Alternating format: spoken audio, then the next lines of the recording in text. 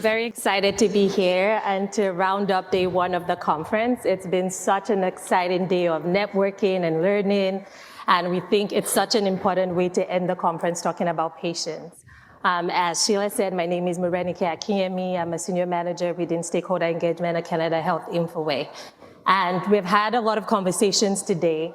And everything we talk about, connected care, interoperable systems, at the end of the day, what we're trying to do is ensure that we're creating quality care for patients. And so today we're going to be talking about moving patient engagement beyond the buzzword, practical tips for engaging patients.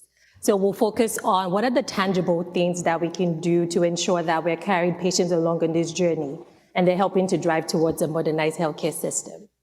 With that, I will introduce my amazing panelists with me. Right beside me, you have Kevin Barry, then we have Faria Khan, and Al Raimondo. I'll give you each about a minute to just talk about yourselves, introduce yourself, and talk about why this work is important. Maybe I'll start with you, Kevin. Hi folks, I'm Kevin Barry, one of the patient partners. I reside on the unceded territories of the Silk Nation in beautiful city of Penticton, in the Okanagan Valley here in BC. I'm a 64-year-old father of 4, grandfather expecting the 10th grandchild before Christmas. My background professionally, I was a nurse, as you heard earlier in the day, 40-year career, most of it in Canada, mainly in critical care areas. And why did I get involved in patient engagement? One of the standards of practice for being a nurse is to advocate for your patients and families. And that's something I strive to do the whole of my nursing career. So when I was facing retirement, I decided where could I move my energies to? And having had a heart attack at age 47 and requiring hospitalization 3 years after that, I've been on both sides of that healthcare fence. And so I thought patient engagement would be the place for me. And that's where I've ended up. Great. We're very happy to have you. Maybe I'll get to you, Faria. Yeah, hi everyone. My name is Faria Khan, and I am from Calgary, Alberta. I've been working in healthcare for the past 10 years with Alberta Health Services, and my background is in public health. My work with patient engagement has been with youth in Alberta, with lived experience with opioid use disorders as well as mental health issues. So as a consultant, I've done a lot of engagement work with youth, really hearing about their needs and their perspective on accessing treatments in Alberta. So I'm here to honor their voices and to share with you folks of what youth need in engagement. Thank you. Thank you, Faria. I'll go to you, Al. Hey everyone, my name is Al. A lot of people, when they read my name, they think I named myself AI. I didn't, I promise. I got into this work as a patient, both as a person with lived experience with mental health issues and as a young cancer patient. I have been working in co-designing different healthcare systems for the past 10 years, working a lot with young people and families, and more recently, other young cancer patients. And I'm really passionate, especially in the mental health space. We've been reducing stigma for so long and co-creating that together. And we've created now this group of folks who understand they want help and are reaching out for help. But we don't have a healthcare system that can really respond to that. So excited to be here today to talk about the values of co-designing different healthcare systems and the power of building it with patients. Okay, thank you, Al. What a diverse panel. So I'll jump right into it. Faria, maybe I'll start with you. What does patient engagement mean to you? And we've talked about a modernized health system, interconnected care. Can you talk about what patient engagement means and what does it look like to have patients along on that journey? Sure, yeah. So I guess in the type of work that I do, consulting with the youth, I won't call them really patients, but advisors or experts with lived experience, just really having meaningful discussions with them, understanding their needs and the context behind it. You're looking at each individual with their own unique story. You have to understand the context, and that's done through building relationships. So patient engagement is huge on building those relationships, building trust with patients that you're working with, and understanding that they're coming from a place of vulnerability. They're sharing trauma, they're sharing very personal things. And so as healthcare providers and working or health professionals, it's important to come forward with empathy, work with a lot of empathy, care, and understanding. Meaningful patient engagement to me means, being heard, being understood, and having a safe space. I think that's also really important, is creating that safe space that's built on that trust. And that definitely makes it very meaningful for patients to have open engagement where they feel that they won't be judged, there won't be negative stigma, especially, in mental health. A lot of fear comes out of patients trying to express themselves because of negative experiences that they've had in the healthcare system with stigmatizing, working professionals, saying negative things when they're coming for help. So it's really important to come in with empathy, with understanding, and no judgment to ensure that patient engagement is meaningful. Okay, thank you. I like the focus on the word empathy and creating a safe space. Maybe I'll go to you next. So she's talked about what meaningful patient engagement means. Does it look different across different health sectors? If yes, what are the differences? If no, what are the things that are transferable across the different health sectors? I don't know if it needs to be different for different health sectors. I think it is different for each project. So in doing what we call co-design, or what other folks will call patient engagement, we use something called the Hart's Ladder of Engagement. And so it talks about different parts of the project and how involved in our case, young people and families, and in your cases, patients, are going to be in the project, and being really honest about how involved somebody can be.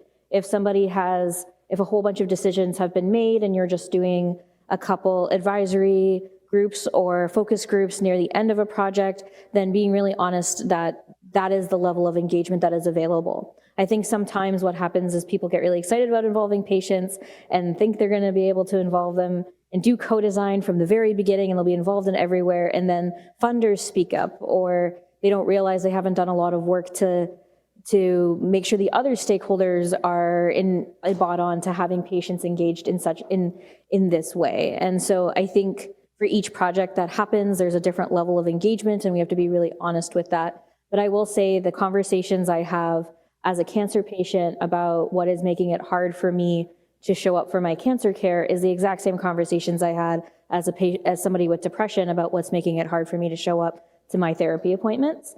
And a lot of the feedback that I've heard from folks is very similar in those two regards as well.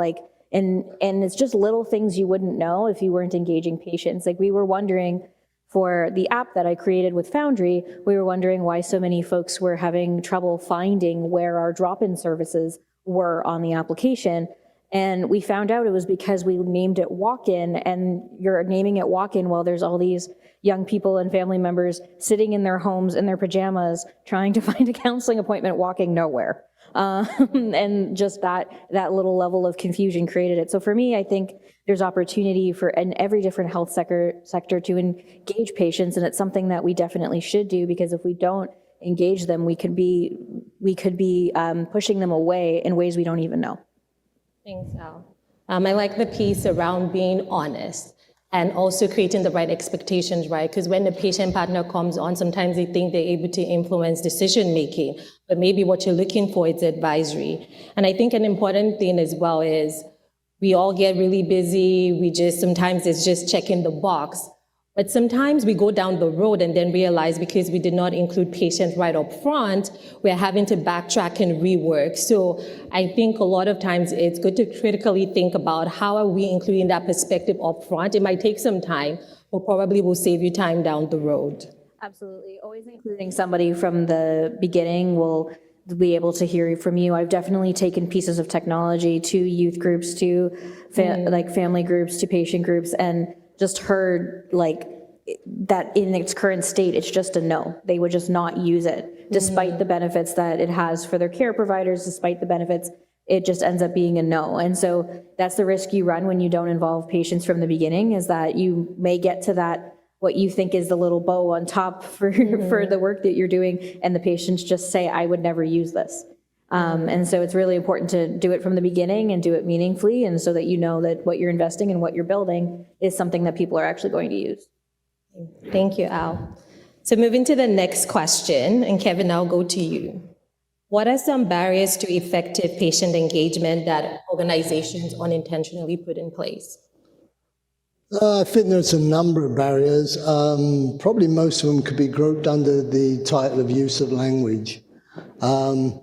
If you're in the healthcare sector or in the research field and you're engaging with patients, language on its own can be a problem. In those sectors, you have your own language in the workplace and you don't realize it. You use it every day in your work environment. But to members of the public, if they hear you speaking, they think you're talking Greek. They don't understand anything you're saying. So it's really important when you first engage with patients that you always remember in the back of your mind, plain English, plain English, plain English. And that goes for other things like most of the groups you get involved with are very good at doing roundtable introductions. Somebody says their name, somebody says their job title, and we move on, we get into the discussion. Well, in the first meeting, you might need to explain that job title. For instance, I'll give you a couple of examples. A lead investigator. Well, to remember the general public, the only time they might have heard the term lead investigator would have been watching a crime show on TV. Doesn't mean anything to them. Another one, clinical practice leader. If you're a member of the public, you might be sitting there thinking, oh, well, maybe that's the person who runs the clinic I go to, the urgent care clinic or walk-in clinic that I go to access healthcare because I don't have a family physician to go to anymore. And that's not what that title is about, but that's what the member of the public might be thinking. And the other big one, of course, is acronyms. We all love acronyms. We have millions of them. And we use them in everyday language if you work in those sectors. And they mean absolutely nothing to the patients. So especially if you're sending them documents or anything, if you're using any acronyms, please put an explanation beside it as to what it is. It will help their understanding. Use of technology. Everybody loves to use technology nowadays. But it's a double-edged sword. When you're engaging patients, what type of patient are you engaging? What kind of socioeconomic sector do they come from? What educational level do they have? They may not be able to afford the technology you plan on using to be in the meetings. Parts of this province, other parts of the country, there is limited internet service, there is limited cell phone service, so be aware when you're engaging patients that, where they reside is probably where they're going to be engaging from, because we've all moved to the virtual world now instead of in-person meetings. And again, using things like Zoom. First time engaging a patient, might be nice if somebody prior to the meeting touches base with that patient and just asks them how comfortable are they using that kind of technology. And it's a courtesy thing when you use that kind of technology to use things like the reaction icon, to put your hand up silently so that you're not interrupting the speaker. They may not know that, especially if you're engaged in a large group section. Everybody's jumping in on Zoom because they're all passionate about whatever you're talking about, and you get this crosstalk, and people can very quickly lose interest or lose the thread of the conversation. One other, smaller or larger organizations, even large organizations sometimes create an unintentional barrier. I had something sent to me by a colleague when I told her I was going to have this discussion here today, and she's experienced a patient partner, worked with many organizations, and she was asked to support a research grant to the Canadian Institute for Health Research. So she did, and then her experience was, lo and behold, previously she'd normally just written a letter or an email and it went in with the grant application, and that was sufficient. Nowadays, evidently, it's changed, and you now have to complete all kinds of modules, even as a patient partner, to support an application. So what she wrote to the CIHR was, I was required to complete a module and test on sex and gender-based research as part of my contribution to the grant process. The grant required a person with lived experience to be part of the leadership team and expected to successfully complete the module for the grant application. The module was beyond what someone who is not an academic or trained researcher to be capable of completing without help. While I agree that persons with lived experience should be aware that there are sex and gender issues in research, the level of expertise required to complete these modules is not a valid request for someone who is to be welcomed for lived experience, not academic or research experience. I suggest that these modules are therefore a barrier to participation. I believe she did get a bit of a response from the organisation, and all they said was they are looking into it. So those are a few barriers. Thanks, Kevin. I think all of what you've said centers on is meeting the patient where they're at, right? Like using simple language, understanding their context. Maybe they need training to be able to participate in Zoom. Maybe they can't do that. Maybe they have to dial in. What does that look like? And really understanding that context and making sure that you're providing them with the right support to be able to contribute. Yeah. Thanks. Faria, maybe I'll go to you. I know Kevin he's talked about the barriers, or also inevitably talked about how you can solve some of it. Are there other barriers or other things you think actions that organizations need to take to remove those barriers? Well, just to expand on with the language, I think it's really important to have proper training for staff in all positions and health sectors, whether you're clinical staff or your administrative staff, or if you're social workers, counselors, really to just have the proper language in how to interact with your patients.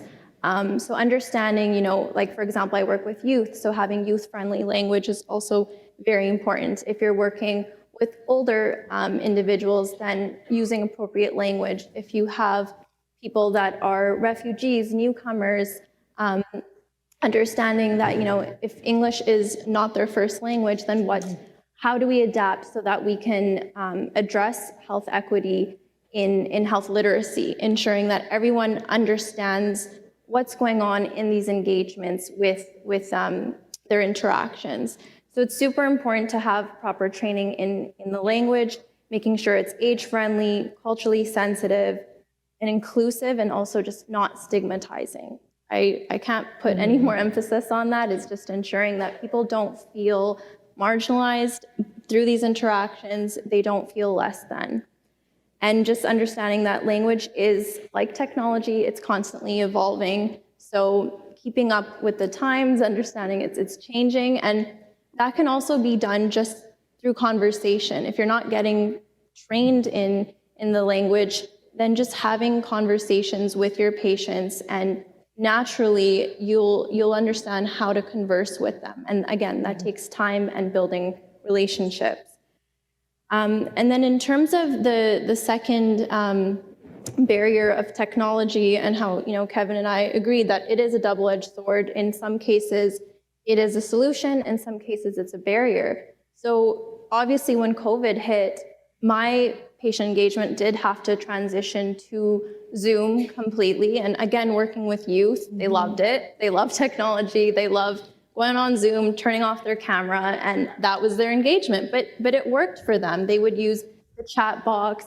They really know how to use all the different features on Zoom. And so it was a really great way to continue that engagement and continue our projects, even despite the pandemic.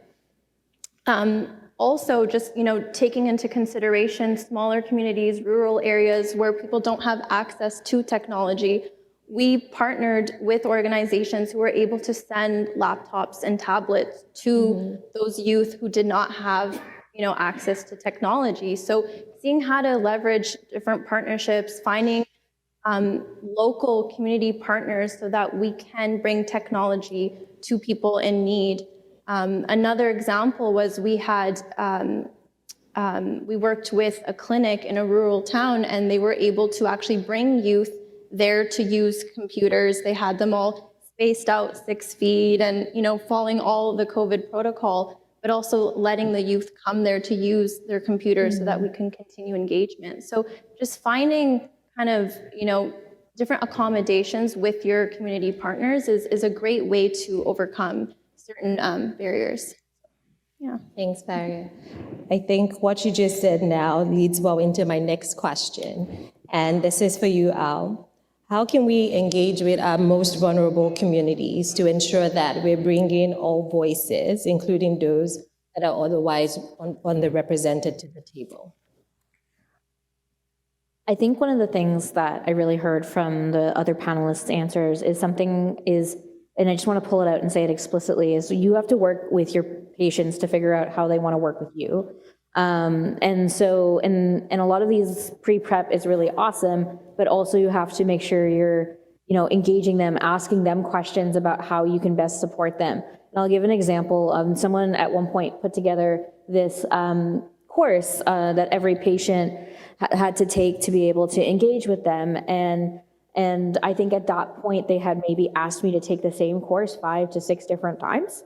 And at no point did anyone ever look at the fact that I helped make the course.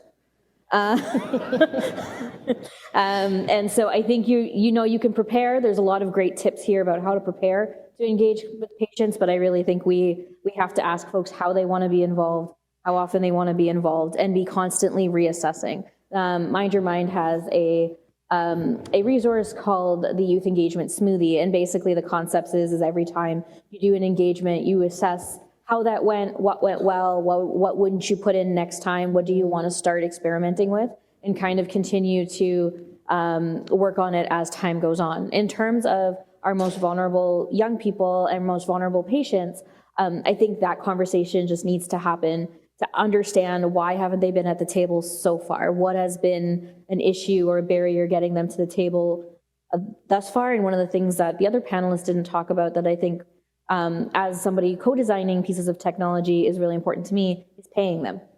Paying them to everybody else involved in your project gets paid. But the patients are often the ones who don't. And so paying them for their living expertise and paying them for showing up is going to really help with some folks who are vulnerable. I've had young people tell me that they were so excited to participate, but they had to choose between getting a full paycheck those 2 weeks or coming to this engagement. And so of course they're not going to choose to restrict their access to funds to be able to be there. So I think paying for it is important. I think looking to when you're offering your patient engagements, what time of day. Is it in the middle of the day where folks who, like me, who have workplaces who will support them in accessing and participating in these things can show up, or is it, and that is going to cut off a whole bunch of other people who don't have that support from their workplaces. To end a little bit on a funny note, I did have a youth council one time decide, like they had been really stressing to try to get the lead researcher to understand that even the way he was trying to speak to them, it still wasn't making a lot of sense. So they spent an entire meeting just talking in all the slang they could possibly think of. And then I think that was the time where he understood, like, oh, okay, like you're coming here, you're speaking my language, you're going all the way there. What he thought was a 50-50 was like a 90-10. And so you really have to think about like coming to those places. And it always comes back to like, look at who you're engaging and what they need. And definitely had times where people wanted me to like, look at every definition and do all of those things. And I had been in patient engagement for 9 years at that point, and it's less important, but that might be more important for somebody who's newer, who's greener. For me, the other piece is like always having at least 2. So always having somebody, another patient engagement person that they can talk to, that they can support with. And if you're looking to diversify your patients, I know for us, there's a lot of folks who show up who are, white, cis, straight women. And to have, like, if you show up and you're the only one like you at a group, it's really anxiety provoking, and it's hard to disagree with everybody at a group. So having at least 2 of the different groups you're trying to engage. I remember one time my youth council was really, really nervous because they were going to share something about their truth as a BIPOC person. And they didn't realize, because I was the only one with my camera on, that everybody else there was BIPOC. It was just me that wasn't. And so, you know, really making, like, when people are comfortable and when they feel vulnerable, letting them know who else is around the table and helping them feel not only safe in those spaces, but brave to challenge, to talk about brilliant, new, interesting ideas. There's so many features in my application, like my story, which allows them to write their story in their own words and share it with the provider ahead of an appointment, that we would have never dreamed about, and that came directly from the patients, that we could advocate for it and then build it. Thanks so much, Al. That was a lot of really good tips on how we can think of engaging patients. So the last question, and I'll go to you, Kevin. Thinking about some positive and negative experiences you have had, can you describe a scenario that is most impactful to you and talk about what the key takeaway is from a patient engagement perspective? Yeah, I think the best experience I've had, there's a research group that I've been involved with here in Vancouver since about 2016, and that's been a great experience. Mainly because right off the bat, there was 3 patient partners, we were invited into the group, and right off the bat, an opportunity came up in early 2017, I believe it was. The Strategy for Patient-Orientated Research was doing a new training course, and it was called the Foundations in Patient-Orientated Research. And the research group had signed up for it, and when we came on as patient partners, they actually invited us to be part of that training.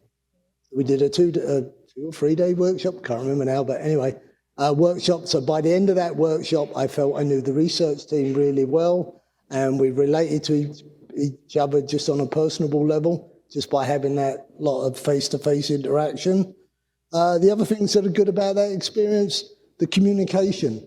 We have an open standing invite to their team meetings. They have team meetings on a weekly basis. After a while, a lot of those research team meetings are around administrative stuff or technical stuff, which isn't a lot of interest to the patient partners.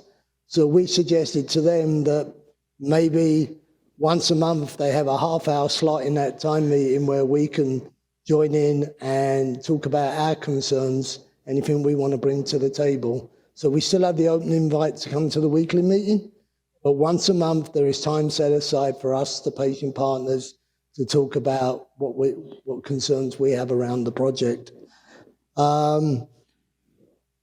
Every couple of years or so, we're given the opportunity to look at the group's website. If you want to look at it, it's called Action ADE. The ADE stands for Adverse Drug Events. And on that website, we've gone over, we've reviewed it, and from the patient partner's perspective, we look at it from the point of, again, plain English. There's a lot of that information on that website that's going to be in the public domain. Is it understandable to the general members of the public? We're involved in providing some personal story videos for that website. And then we've also been invited to meetings with health authority executives and Ministry of Health leaders when it comes to trying to move the project forward. And the research team has felt that by having patient partners there, we put that personal face on why it's important for the technology that we're working on in this research. It's moved along as quickly as possible so that it helps to save lives and healthcare budgets. Thanks, Kevin. I think what I take out of all of you, what you've said, is really being embedded with the team, feeling like you're part of the team, the transparency to be able to join project team meetings, you being carried along as one of the team members and feeling like you're working towards the same goal. Great. I know we're running out of time, but maybe we have time for one question. Any questions? No rush. Well, we have the networking piece next, so please feel free to come up to any of the panelists to have a conversation. They'll be more than happy to chat with you. Thank you very much.